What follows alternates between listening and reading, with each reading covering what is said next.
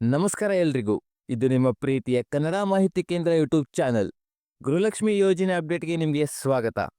ಇಲ್ಲಿ ನಿಮ್ಮೆಲ್ಲರೂ ಕೂಡ ಒಂದು ಪ್ರಶ್ನೆ ಹಾಗೆ ಒಂದು ಡೌಟ್ ಇರೋದು ಏನಂತಂದ್ರೆ, ಗೃಹಲಕ್ಷ್ಮಿ ಯೋಜನೆ 16ನೇ ಕಂತಿನ ಹಣನ ಸರ್ಕಾರದವ್ರು ಏನು ಹಾಕ್ತಾರ ಅಥವಾ ಹಾಕಲ್ವೋ ಅಂತ. ಇನ್ನ ಎಷ್ಟು ದಿನ ಇದನ್ನ ಡಿಲೇ ಮಾಡ್ತಾರೆ, ಯಾವಾಗ ನಮ್ಮ ಖಾತೆಗೆ ಗೃಹಲಕ್ಷ್ಮಿ ಯೋಜನೆ 16ನೇ ಕಂತಿನ ಹಣ ಬಂದು ಸೇರುತ್ತೆ ಅಂತ ಸಾಕಷ್ಟು ಡೌಟ್ಗಳು ಇರ್ತವೆ. ಮತ್ತೆ ಸಚಿವೆ ಲಕ್ಷ್ಮಿ ಹೆಬ್ಬಾಳ್ಕರ್ ಅವರಿಗೆ ಆಕ್ಸಿಡೆಂಟ್ ಆಗಿದೆ.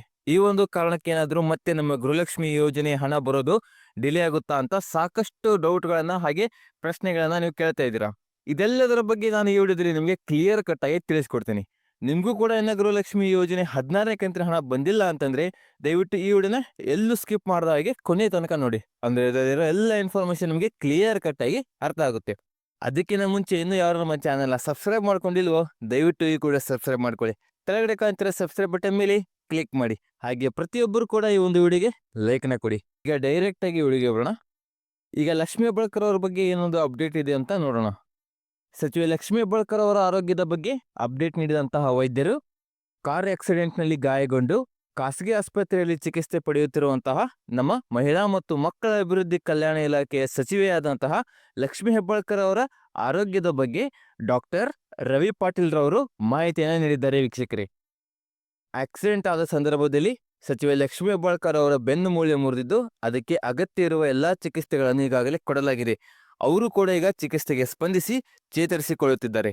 ಆದರೆ ಈಗ ಅವರಿಗೆ ಸಂಪೂರ್ಣ ರೆಸ್ಟ್ನ ಅಗತ್ಯವಿದ್ದು ಅವರ ಅಭಿಮಾನಿಗಳು ಹಾಗೆ ಅವರ ಪ್ರೀತಿ ಪಾತ್ರರು ಬಂದು ಸಚಿವೆ ಲಕ್ಷ್ಮಿ ಹೆಬ್ಬಾಳ್ಕರ್ ಅವರನ್ನ ಭೇಟಿ ಮಾಡುತ್ತಿರುವ ಕಾರಣ ಅವರಿಗೆ ಸರಿಯಾಗಿ ರೆಸ್ಟ್ ಸಿಗುತ್ತಿಲ್ಲ. ಅವರಿಗೆ ಈಗ 12ರಿಂದ 13 ಗಂಟೆಗಳ ಕಾಲ ನಿದ್ದೆಯ ಅವಶ್ಯಕತೆ ಇದೆ. ಸೊ ಹಾಗಾಗಿ ಈ ಮಾಧ್ಯಮದ ಮುಂದೆ ನಾನೇನು ರಿಕ್ವೆಸ್ಟ್ ಮಾಡ್ತಾ ಇದ್ದೀನಿ ಅಂತಂದ್ರೆ, ಯಾರಾದರೂ ಅವರ ಅಭಿಮಾನಿಗಳಾಗಿರ್ಬೋದು ಅಥವಾ ಅವರ ಪ್ರೀತಿ ಪಾತ್ರರಾಗಿರ್ಬೋದು, ಇನ್ನ ಸ್ವಲ್ಪ ದಿನಗಳ ಕಾಲ ಬಿಟ್ಟು ಬಂದು ಆಮೇಲೆ ನಿಮ್ಮ ಸಚಿವರಾದಂತಹ ಲಕ್ಷ್ಮಿ ಹೆಬ್ಬಾಳ್ಕರ್ ಅವರನ್ನ ನೋಡಿ. ಮತ್ತೆ ಬೆನ್ನು ಮೂಳೆ ಅಷ್ಟೇ ಇಲ್ಲದೆ ಕುತ್ತಿಗೆ ಭಾಗದಲ್ಲಿ ಸ್ವಲ್ಪ ಪೆಟ್ಟು ಬಿದ್ದಿರುವ ಕಾರಣ ಅಲ್ಲೂ ಕೂಡ ಅವರಿಗೆ ಸ್ವಲ್ಪ ನೋವಿದೆ. ಸೊ ಹಾಗಾಗಿ ಅವರಿಗೆ ಹೆಚ್ಚಿಗೆ ಮಾತನಾಡಿಸುವುದಾಗಲಿ ಅಥವಾ ಎದ್ದು ಕೂತು ವಾಕಿಂಗ್ ಮಾಡುವುದಾಗಲಿ ಸ್ವಲ್ಪ ಕಷ್ಟ ಆಗ್ತಾ ಇದೆ.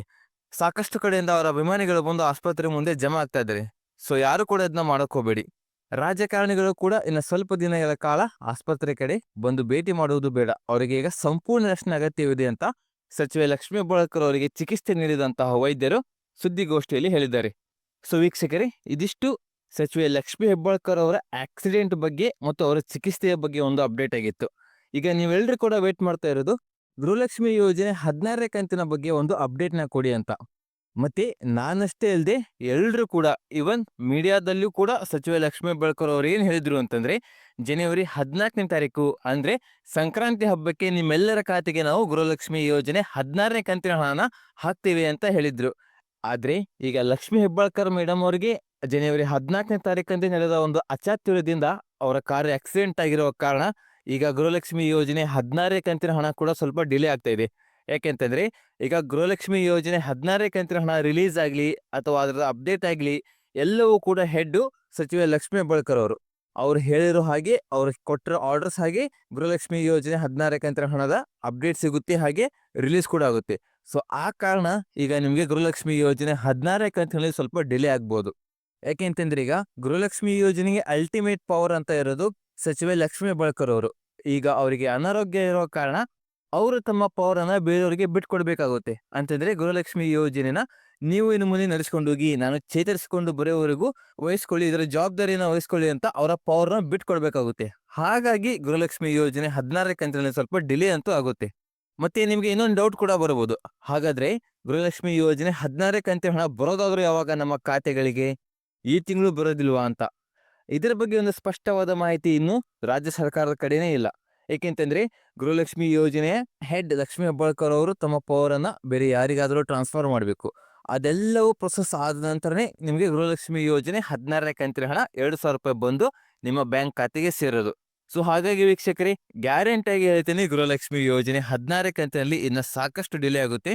ಸೊ ಯಾರು ಕೂಡ ನೀವು ನಿಮ್ಮ ಗೃಹಲಕ್ಷ್ಮಿ ಯೋಜನೆ 16ನೇ ಕಂತು ಇವತ್ತು ಬರ್ಬೋದು, ನಾಳೆ ಬರ್ಬೋದು ಅಂತ ವೇಟ್ ಮಾಡಕ್ ಹೋಗ್ಬೇಡಿ.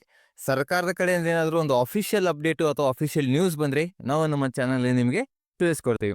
ಸೊ ವೀಕ್ಷಕರೇ, ಇದಿಷ್ಟು ಗೃಹಲಕ್ಷ್ಮಿ ಯೋಜನೆ 16ನೇ ಕಂತಿನ ಹಣದ ಬಗ್ಗೆ ಒಂದು ಅಪ್ಡೇಟ್ ಆಗಿತ್ತು. ಈ ವಿಡಿಯೋ ನಿಮಗೆ ಇಷ್ಟವಾದರೆ ವಿಡಿಯೋನ ಶೇರ್ ಮಾಡಿ, ಲೈಕ್ ಮಾಡಿ, ಮತ್ತೆ ನಮ್ಮ ಚಾನಲ್ನ ಸಬ್ಸ್ಕ್ರೈಬ್ ಮಾಡಿ.